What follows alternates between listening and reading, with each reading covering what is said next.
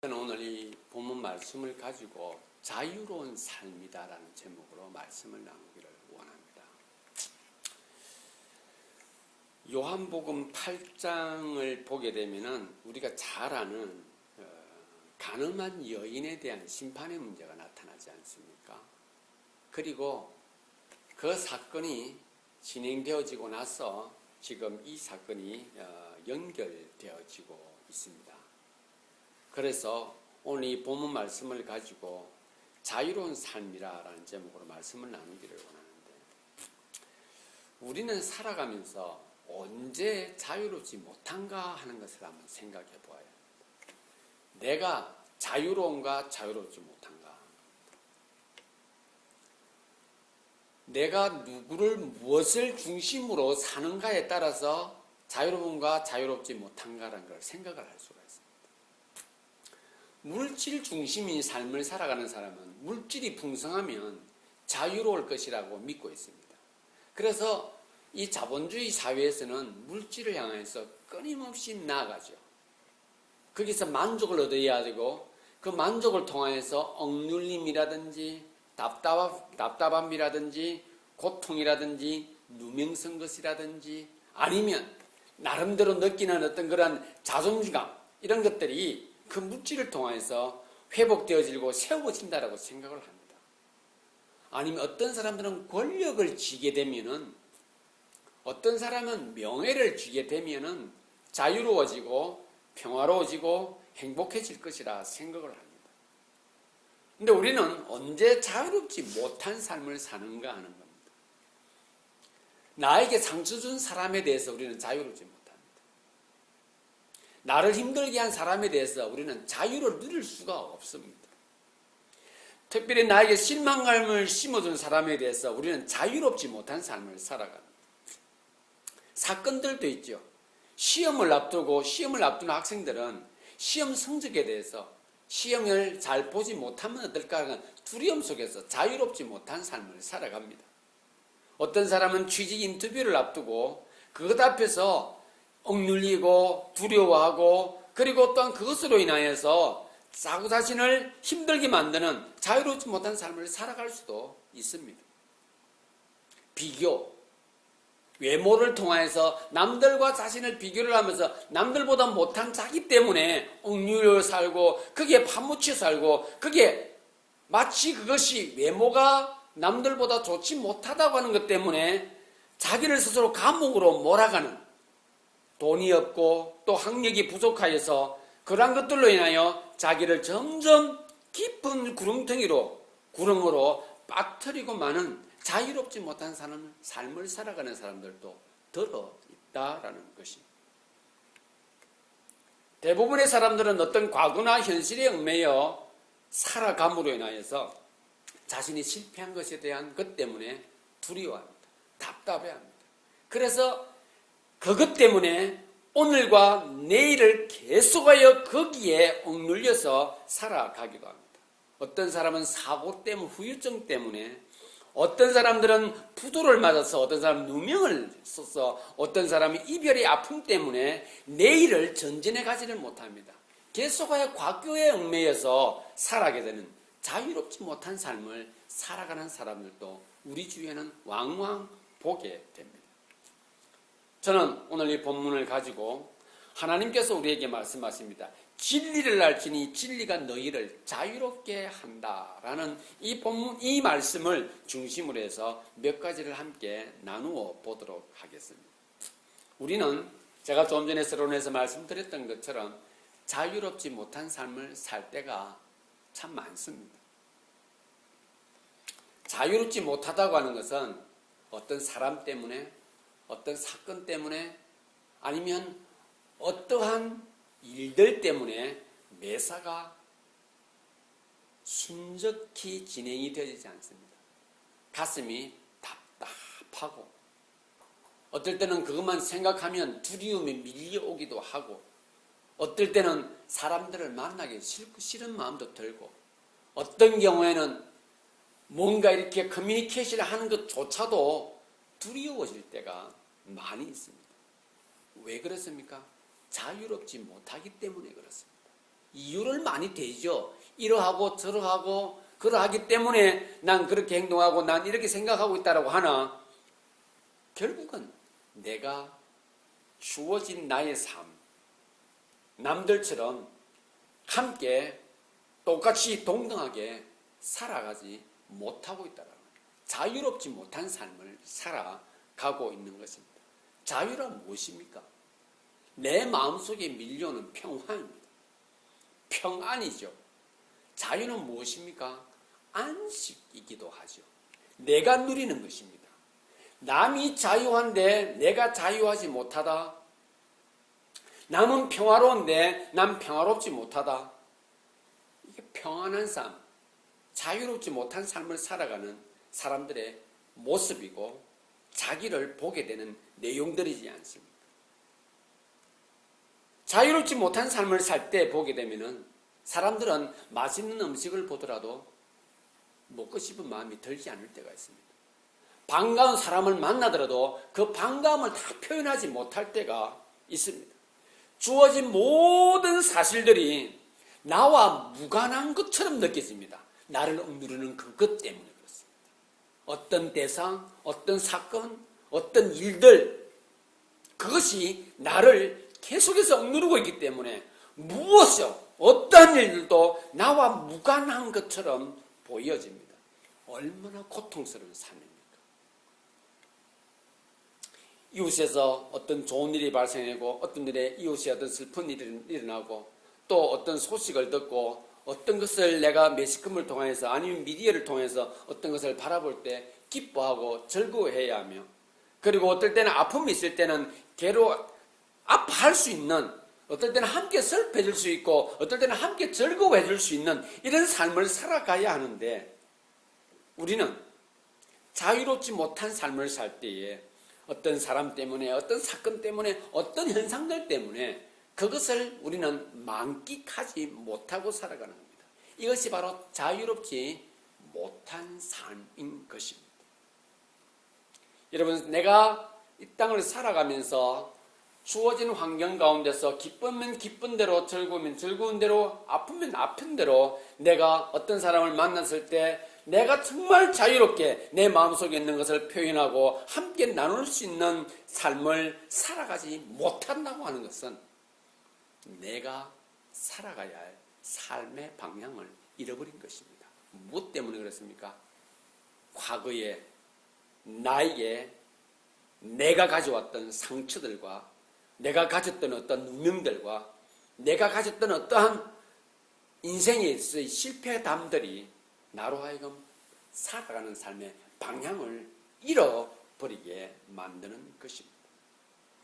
사랑하는 지체 여러분, 우리들 속에서도 자유롭지 못한 삶을 살아갈 때가 있습니다.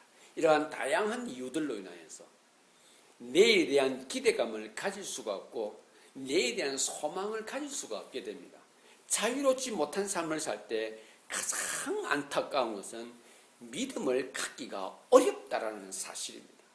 과거의 그러한 일들로 하여금 내 마음속에 모든 사람들과 모든 일들에 대해서 기대감을 잊어버리도록 만들어버린 것입니다. 그것이 바로 자유롭지 못한 삶을 살아가는 특징들이 되는 것입니다. 우리에게 있어서는 삶을 살아가는 데 있어서 어제의 아픔도 있고 오늘 이 순간에 해결되지 못한 일들이 있으나 내에 대한 기대감마저 잊어버리고 산다면 우리의 삶은 고통이요, 그런 억눌림이며 그것이 바로 감옥인 것입니다. 누가 만들었습니까? 본인이 만든 것입니다. 자유롭지 못한 삶을 한마디로 말하면 자기 감옥을 본인이 견고하게 지어놓은 것과 같은 것입니다. 자유로운 삶을 살기 위해서 우리는 두 번째 생각해 보아야 할 것은 진리를 모를 때에 자유하지 못합니다. 오늘 본문을 한번 살펴보도록 하겠습니다. 오늘 본문 31절을 보면 이렇게 기록되어져 있습니다. 예수께서 자기를 믿은 유대인들에게 이렇게 말합니다. 본문을 보게 되면 자기를 믿은 유대인들에게 예수님께서 지금 쭉 말씀하고 계시는 겁니다. 뭐라고 이야기하냐? 자기를 믿은 유대인들에게 이렇게 말합니다. 너희가 내 말에 거하면 참으로 내 제자가 되고 그럽니다. 지금 여기에 예수를 믿은 이 사람들이 예수님 말씀에 거하지가 않음으로 해서 제자가 아니라고 말하는 겁니다. 자, 또 32절에 보게 되면은 진리를 알지니 진리가 너희를 자유롭게 한다 그랬는데 이 사람들은 진리를 모르기 때문에 진리 안에 거하고 있지 않고 자유함을 누리지 못하고 있는 겁니다. 자, 그들이 자유함을 누리지 못하는 표현을 한번 보도록 하겠습니다. 33절에 그들이 대답하되 우리가 아브라함의 자손인데 남의 종이 된 적이 없는데 어찌하여 우리가 자유롭게 되리라 하느냐라고 말합니다. 지금 이 유대인들은 자유한다라는 의미를 이들은 모르고 있는 것입니다. 그러면서 또 34절에 말합니다. 자기를 믿은 유대인들에게 이렇게 말합니다. 진실로 진실로 너희에게 이르노니 죄를 범하는 자마다 죄의 종이라 이렇게 말하고 있습니다. 자, 이들이 지금 믿는데 무엇을 믿는가 하는 것을 예수님께서 말해주고 있습니다. 예수님께서는 이들이 하나님의 계신 진리를 받아들이고 그것을 믿는 것이 아니라 예수가 했던 기적들을 보고 저 사람이 참 선생이구나, 저 사람은 정말로 대단한 사람이구나, 앞으로도 저런 일을 할 수 있는 사람이구나 하는 그러한 측면에서 그들은 그 예수를 믿고 따랐던 것입니다. 사랑하는 지체 여러분, 우리가 하나님을 믿을 때에 우리는 어떻게 믿는가 하는 것을 한번 생각하게 하는 것입니다. 하나님을 믿는데 내가 믿고 싶은 것만 믿는 것, 이것이 바로 자기를 믿는 유대인들이나 예수를 믿는 유대인들하고 똑같은 것입니다. 그렇기 때문에 믿는다 하나 진리를 받아들이지 않았기 때문에 자유롭지 못한 삶을 살아가고 있는 모습인데, 이 유대인들이 오늘을 살아가는 자유롭지 못한 삶을 살아가고 있는, 그러나 진리 가운데 있다 하나 자기가 믿고 싶은 것만 믿으니 진리 속에서 평안을 누리지 못하는 사람들을 향하여서 예수님은 말씀하시기를 너희나 나를 믿고 하나님 앞에 와서 찬양을 하고 말씀을 들으나 너에게 자유가 없구나 라고 말씀하시는 것입니다. 특별히 이들이 말하기를 우리가 아브라함의 자손인데, 히브리 민족의 첫 출발을 성경은 기록하기를 아브라함부터 시작되었다라고 합니다. 진리를 모를 때 자유롭지 못한 사람들 특징 가운데 또 하나는 무엇이냐면은 바로 전통을 믿는 사람들을 말하는 것입니다. 우리 한국에도 전통이 있었죠. 미신을 믿는 이 종교를 표현할 때 종교가 되어지기 거전 상태를 학문은 이렇게 표현하고 있습니다. 애니미즘과 샤머니즘으로 구분합니다. 애니미즘은 동물을 형상화시키거나 동물을 신성화하는 것이 애니미즘입니다. 샤머니즘은 무엇입니까? 정신에 의해서 이야기를 하죠. 착한 일 하면 좋은 데 가고 나쁜 짓 하면 나쁜 데 간다라고 하는 것이 표현되어 있습니다. 전통이라고 하는 것은, 우리 민족의 전통은 여기 믿음에 대한, 영혼에 대한, 영적인 것에 대한, 정신에 대한, 믿음에 대한 전통이 바로 이것과 비슷한 것입니다. 자, 그래서 우리는 하나님 앞에서도 그 샤머니즘적인 믿음을 가지고 우리는 접근을 합니다. 어떻게 접근하느냐? 내가 나쁜 사람이니까, 나쁜 짓을 했으니까 나는 나쁜 데 갈 것이지만, 하나님 앞에 내가 착하게 나가고 정심을 다해서 하면 나를 하나님께서 불쌍히 여겨 주셔서 좋은 데로 데려가실 거야. 내가 믿은 식으로 내가 하나님을 믿는 것입니다. 예수님께서도 말씀하십니다. 진리를 알아야 한다라고 하는데 진리가 너희를 자유롭게 할 것이라 그랬는데, 우리는 유대인들은 이렇게 말하는 겁니다. 나는 아브라함 자손이기 때문에 난 하나님의 백성이야. 그리고 난 한 번도 종이 되어진 것이 없어. 그렇기 때문에 내가 자유할 이유가 없어라고 말합니다. 내가 나쁜 짓 하고 그리고 하나님께서 그 나쁜 것에 대해서 좋아하지 않으니까 내가 열심을 다해서 하나님을 섬기고 따르면은 하나님께서 날 귀하게 계시고 이쁘게 봐주셔서 좋은 곳으로 데려가실 것이야 하나 그 사람의 내면 속에는 끊임없이 자유함이 있는 것이 아니라 하지 못하는 것 때문에 계속하여 불안함 속에서 어떤 그 자신을 가두어놓은 그것으로 살아가게 되는 것입니다. 예수님께서는 오늘 이 유대인들을 향해서 자기를 따르고 있는 사람들마저도 진리를 알지 못하고 자기가 믿고 싶은 것만 믿고 전통을 따라가는 그들, 결국 환경을 통해서 믿음을 결정하는 그들을 향해서 너희는 참으로 자유롭지 못한 삶을 살아가고 있고 자유롭지 못한 그들을 예수님께서 바로 직접적으로 그들에게 말하고 있는 것입니다. 어떻습니까? 우리의 모습. 내가 살아가는 동에 내가 자유롭지 못한 삶을 살 때가 있는지 없는지, 또한 내가 진리를 모름으로 인해서 자유롭지 못한 삶을 살아가고 있는 모습을 확인이 되어집니까? 내가 첫 번째와 두 번째를 말씀을 드리면서 우리가 구원의 확신이 있다 없다를 가지고 이것만 표현하는 것이 아닙니다. 구원의 확신이 있더라도 우리는 자유롭지 못한 삶을 살아갈 때가 참 많이 있습니다. 우리가 진리를 알고 진리 가운데 바로 섰다 하나 어떤 경우에는 그것을 까마득히 잊어버림으로 인해서 우리는 내 내면 속에 있는 어떤 억울함과 어떤 불안함과 답답함 때문에 하나님의 말씀 앞에서 자유롭지 못한 삶을 살아갈 때가 참 많이 있습니다. 하나님의 말씀 앞이라고 하는 것은 어디입니까? 하나님께서 베풀어 놓으신 이 모든 삶의 현장을 말하는 것입니다. 우리는 여기 속에서만 생각할 것이 아니라 이것은 이 모든 하나님께서 보편적인 것을 통하여 당신이 계신 것을 보여주신 이 보편적인 것을 통하여 하나님은 역사하고 계시는 것입니다. 우리가 이 말씀을 통하여서 우리는 이 삶에서 살아가면 하나님께서 나를 가장 아름답고 귀한 곳으로 인도해 주고 있구나라는 것을 믿는 것이 저와 여러분들입니다. 그렇기 때문에 내 삶 속에서 순간순간 내가 자유롭지 못한 삶을 살고 있고 진리 가운데 있다 하나 여전히 내가 어떤 얽매여 살고 있고 두려움 가운데 빠져 있고 내가 뭔가를 해야 하나 어떤 일 때문에 어떤 사람 때문에 어떤 과거의 어떤 그런 흔적들 때문에 내가 더 이상 나아가지 못하는 것들이 있다면은 주님께서 우리에게 말씀하시는 이 계시 앞에서 자신들을 한번 돌아보아야 할 것입니다. 마지막 세 번째로 진리는 모든 것을 밝게 합니다. 우리가 나의 삶의 모습을 통하여서 내가 무엇인가 얽매여 있다고 한다면은 내 삶을 통하여서 내가 내 자신을 어떤 감옥으로 계속하여 몰아가고 있다고 한다면은 내 삶을 볼 때 어떤 사건과 어떤 사람이 나를 더 이상 나아갈 수 없도록 막고 있다고 하는 것이 확인되어진다면은 여러분 기억하시기를 바랍니다.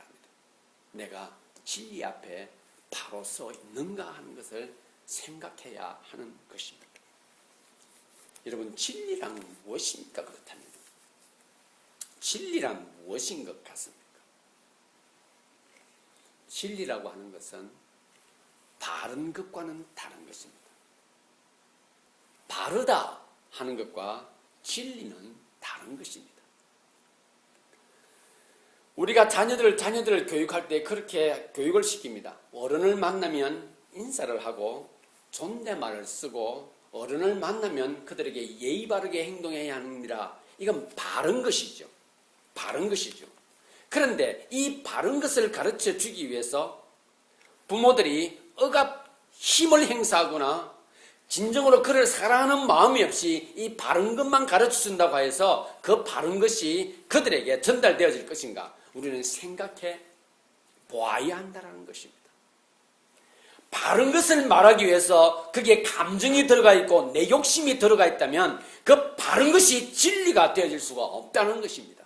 그러기에 진리라는 것과 바른 것은 어떤 경우는 맞으나 어떤 경우에는 다른 것입니다.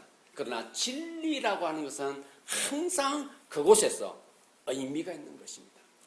성경에서 말하고 있는 진리라고 하는 것은 믿는 자에게는 더 이상 정죄함이 없다는 것을 우리가 알아야 하는 겁니다.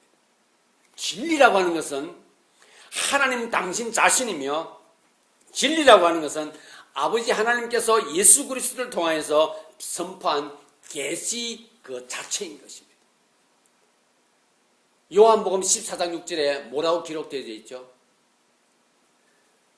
거기 보게 되면은 내가 곧 길이요 진리요 생명이니 나로 말미암지 않고는 아버지께로 갈 자가 없다라고 말하고 있습니다. 그것이 바로 진리인 것입니다. 계시라고 하는 것은 신이 우리 인간을 향해서 당신의 뜻을 증거한 내용, 그 문장, 말 이런 것이 바로 계시인 것입니다. 계시를 받았을 때에 그 계시에 따라 살아감으로 인해서 신의 뜻에 의해서 신이 원하는 삶을 살아가도록 우리가 그게 반응하는 것인데 그게 바로 믿음인 것입니다.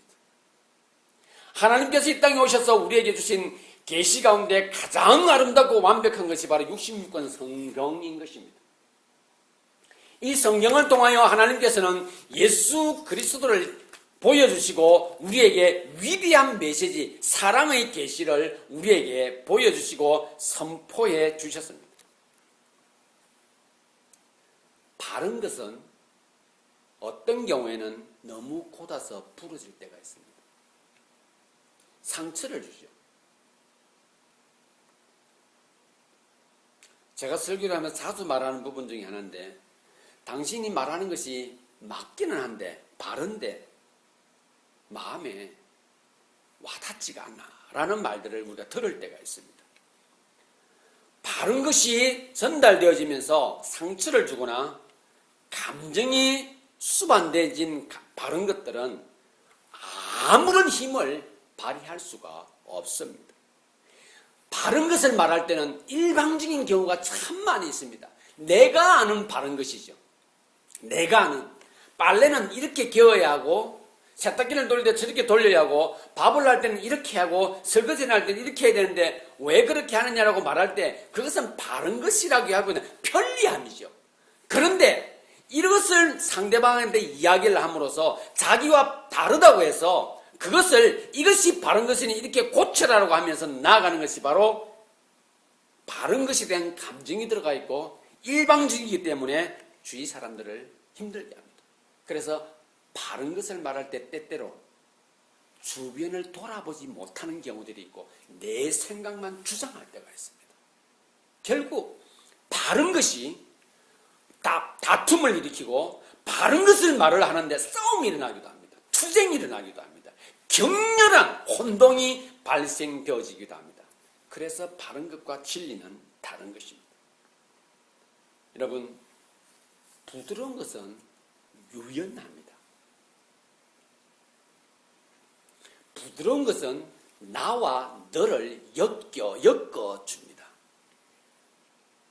빛과 어두움은 절대로 상존이 되어질 수가 없습니다. 빛이 맞고 어두움이 맞다가 아니라 이것은 빛과 어두움은 진리인 것입니다.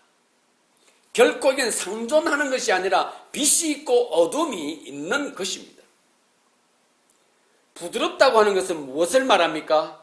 모두가 다 함께 만질 수 있고 접근할 수 있다는 것을 말하는 것입니다. 모두를 엮어준다는 것은 무엇을 말합니까? 거기에 발을 더뎌봐도 결코 마음에 상처가 되거나 아픔이 있거나 한 것이 아니라 왠지 모르게 더 거기에 함께하고 싶은 것이 마음이 듭니다. 부드러움입니다. 부드러움을 사람의 말로 사람의 어떤 인성으로 말할 때 뭐라고 말합니까? 점잖다 이렇게 표현을 하죠. 예의가 바르다라고 표현하기도 하겠죠. 친절하다라고 말하기도 하겠죠. 마음이 참 넓구나라고 말하기도 하겠죠. 부드러운 것은 모든 사람들에게 공이 저것이 내 것이 되었으면 하는 마음을 갖게 합니다. 부드러움이라고 하는 것은. 진리는 무엇입니까? 바로 예수님으로부터 계시된 구체적인 사실들이 바로 진리인 것입니다. 예수님께서 우리에게 말씀하실 때 이렇게 말합니다. 내 이웃을 내 몸과 같이 사랑해라. 여러분 여기에 바르다, 틀리다가 있습니까? 내 이웃을 내 몸과 같이 사랑해라는 거기는 어떤 감정도 수반되어지지가 않습니다. 내 이웃을 내 몸과 같이 사랑하라는 진리입니다. 우리가 그것을 받아들이지 못하는 것은 무엇 때문에 그렇습니까? 믿고 싶은 것만 믿고 싶기 때문에 그렇습니다. 원수를 사랑해라라고 하니 그것은 진리입니다. 그것은 하나님께서 계시로 보여주신 구체적인 사실 가운데 하나입니다. 원수를 사랑해라. 또 이렇게 말합니다. 예수님의 계시는 우리 가운데 역사하시어 이렇게 말합니다. 누군가 왼밤을 대거든 오른밤도 돌려대라. 이것이 진리입니다. 우리가 왜 그것을 진리로 받아들이지를 못합니까? 나에게 아픔이 있고 내가 또 한 대를 맞았는데 왜 내가 또 그것도 갖다 대야 되냐라고 하는 믿고 싶은 것만 믿고 싶고 환경에 따라서 살아가야 한다는, 환경에 따라서 믿음이 결정되어져야 한다는 것 때문에 우리는 그것을 진리를 진리 그대로 받아들이지를 못하는 것입니다.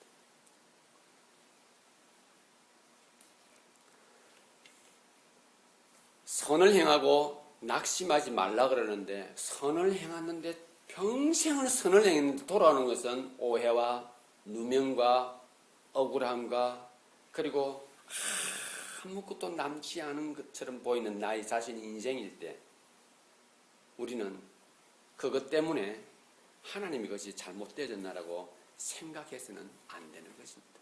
선을 행하고 낙심할 일이 있다는 것을 말씀해 주시면서 말합니다. 낙심하지 말라라고 말하고 있는 것입니다. 염려하지 말라 합니다. 염려할 일이 있다고 말씀하시죠. 그런데 염려하지 말라라고 합니다. 이사야서 말씀에 이렇게 기록되어 있습니다. 너는 두려워 말라. 놀라지 말라.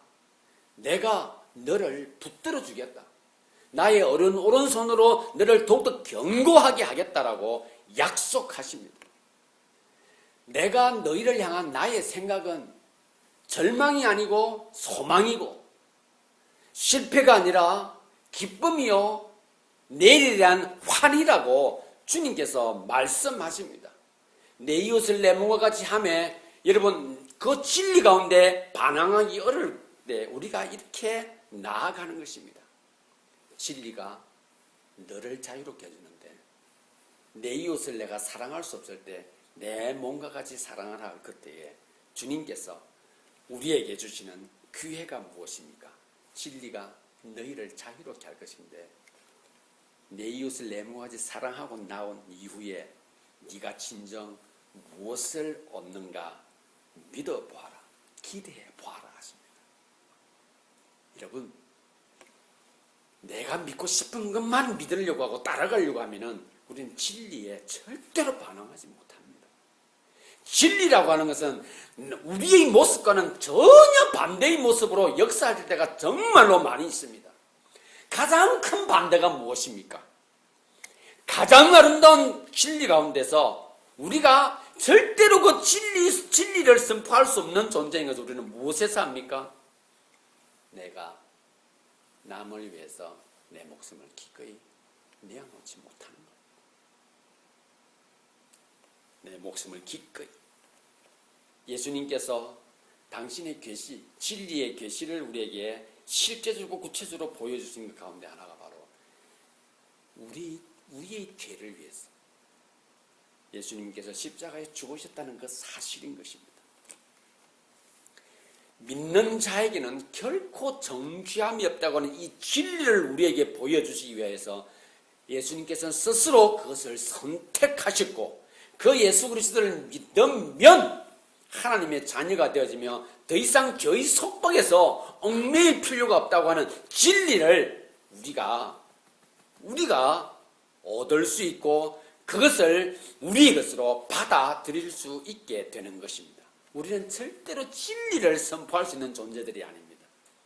할 수 있다면 우리는 욕심, 내 생각대로, 전통대로, 환경에 따라서, 사람들의 분위기에 따라서가 가장 편할 것입니다.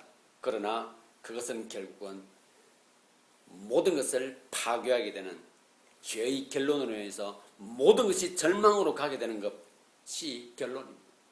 그러나 진리는 우리로 하여금 나와 너를 하나 되게 할 뿐만 아니라 우리로 하여금 이 세상에서 가지고 있는 두려움과 아픔과 고통 가운데서 자유롭지 못한 상태에서 자신을 감옥으로 계속해서 깊은 구름으로 빠뜨리게 하는 우리 자신을 해방시켜주는 그 일을 진리가 감당하고 있는 것입니다.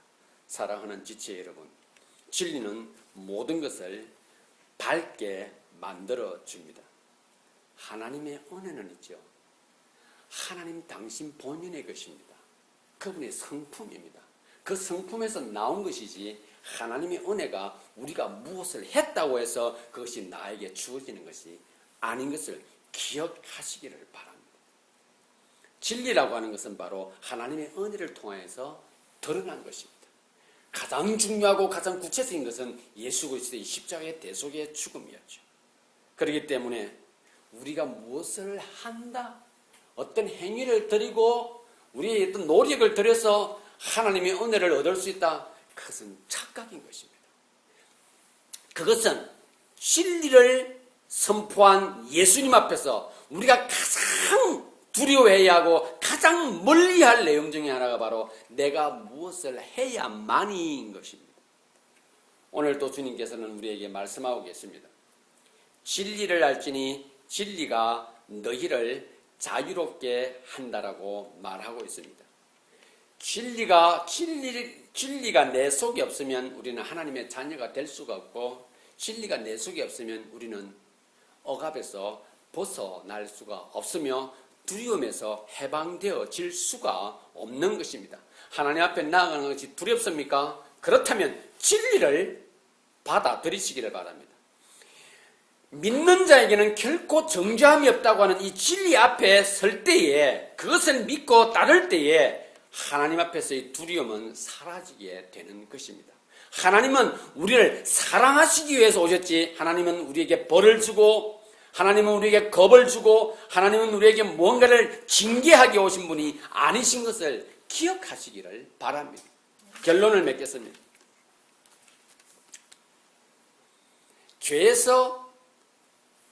죄에서의 탈피, 죄의 억눌림에서의 벗어남, 죄의 어떤 그러한 억눌림에서 해방하는 것은 기적입니다.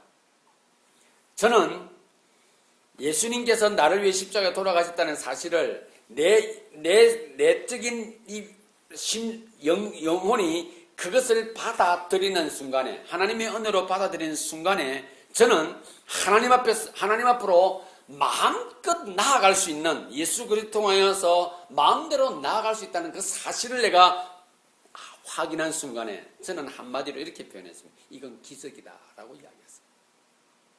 그렇기 때문에 모든 기적에는 반드시 진리가 동반을 합니다. 베드로가 물 위를 걸었다, 여러분, 거기에는 초자연적인 것이나 거기에 진리가 있습니다. 무엇입니까? 예수님께서 오라 계시가 있었기 때문에 그렇습니다. 죽은 자가 살아난다, 우리 인생 가운데 그것을 볼 일이 없죠. 그러나 예수님께서 그 계시 가운데 죽음에서 살아나는 그 젊은 청년을 우리가 보게 됩니다. 거기에 무엇이 있습니까? 예수 그리스도의 계시 말씀이 있는 겁니다. 오늘 예수님께서 우리에게 말씀하고 있습니다. 계시하고 계십니다. 진리를 선포하고 계십니다. 내가 이 땅에 온 것은 죄 가운데 있는 너희를 구원하기 위해서이라는 계시의 선포입니다. 그 계시의 선포가 바로 진리인 것입니다. 인정하는 것과 자책하는 것은 다른 겁니다. 내가 죄인이라고 인정하는 것과 내가 죄인이기 때문에 자책하는 것은 다른 것입니다. 내가 죄인인 것을 인정하고 나면 그 다음에 내가 죄인인 것을 인정한 그 대상인 누군가에 대해서 생각을 하게 됩니다. 내가 이분 앞에서 저는 죄인입니다라고 고백하는 그 순간에 내가 이미 벌거벗은 상태가 되는 것입니다. 그분 앞에서 내가 더 이상 숨길 것이 없다라는 것을 고백하는 것입니다. 저는 죄인이다라고 하는 거예요. 그러나 거꾸로 나는 죄인이에요 라고 자책하는 것, 난 이래서 죄인이고요 라고 자책하는 것은 계속하여 뭔가를 숨기겠다는 것입니다. 하나님 앞으로 하나님의 모든 것의 주인인 것을 내가 믿지 않겠다는 뜻입니다. 하나님은 모든 것을 할 수 있다고 하는 것을 내가 믿지 않겠다는 겁니다. 내가 믿을 수 있는 것만큼은 하겠다는 것입니다. 그것이 바로 인정하는 것과 자책하는 것은 다르다는 것을 말씀을 드립니다. 여러분, 죄라고 하는 부분에서는 똑같은 것입니다. 그런데 죄를 인정하는 것과 죄를 지은 것 때문에 자책하는 것은, 이것은 동과 서가 다른 것처럼 차이가 나는 것입니다. 그런데 제가 자주 말씀을 드리는 것입니다. 죄인인 것을 인정하는 것과 하나님의 자녀가 된다고 하는 것, 내가 죄인인 것을 인정하는 것과 죄는 영원히 용서받을 수 없다고 하는 것과, 이것이 하나 동시에 딱 하나가 되어지는 그 순간에 우리는 진리 속으로 들어가게 되는 겁니다.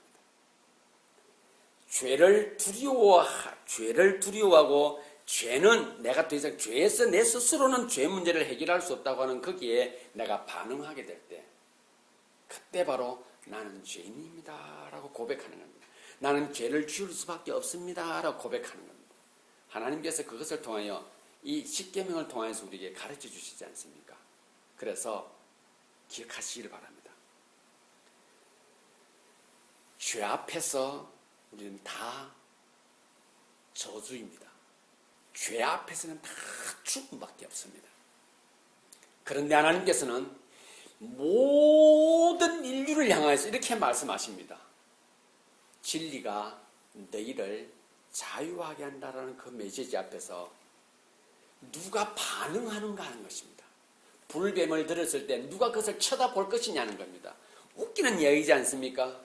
모두가 독이 들어서 쫙 죽어가고 있는 그 순간에 불뱀을 들을 때 불뱀을 보면 낫는다고 할 그때에 그거 봐서 낫겠어라고 하는 사람이 거기에 있었기에 3만 명이라는 사람이 그 간단한 거 보지 않음으로 해서 죽어갔다라는 사실입니다.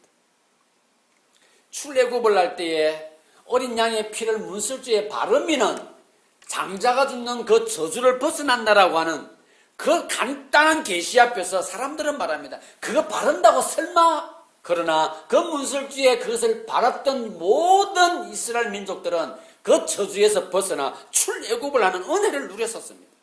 오늘 주님께서 동일한 모습으로 말씀하고 계십니다. 네 삶이 자유롭지 못하느냐? 얽매여 있느냐?